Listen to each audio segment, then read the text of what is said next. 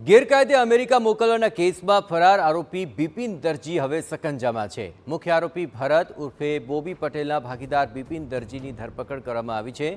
SMC દ્વારા બિપિન દરજીની વિજાપુરથી ધરપકડ કરવામાં આવી।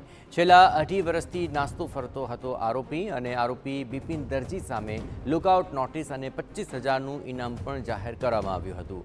ગેરકાયદે અમેરિકા જવા માંગતા ગ્રાહકોને લઈને આ આરોપી આવતો હતો। ગ્રાહકોના ડોક્યુમેન્ટ અને પેમેન્ટ સહિતની કામગીરી બિપિન જ કરતો હતો।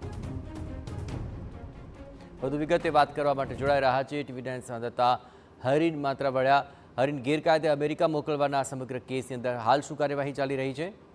બિલકુલ, સમગ્ર જે કેસ છે તે સોલા પોલીસ સ્ટેશનમાં નોંધાયો હતો ને તેની જે તપાસ છે તે સ્ટેટ મોનિટરિંગ સેલ દ્વારા કરવામાં આવી હતી ને તેના દ્વારા બોબી પટેલની અગાઉ ધરપકડ કરી હતી ને ત્યારબાદ હવે તેના ભાગીદારની ધરપકડ કરવામાં આવી છે। જે મુખ્ય આરોપી બોબી પટેલને માનવામાં આવે છે ને બિપિન દરજી તેનો ભાગીદાર અને એજન્ટ પણ છે તેની ધરપકડ વિજાપુરથી કરવામાં આવી હતી। બિપિન દરજી છે તે છેલ્લા 2.5 વર્ષથી ફરાર હતો ને તેના ઉપર 25,000 રૂપિયાનું ઇનામ પણ હતું।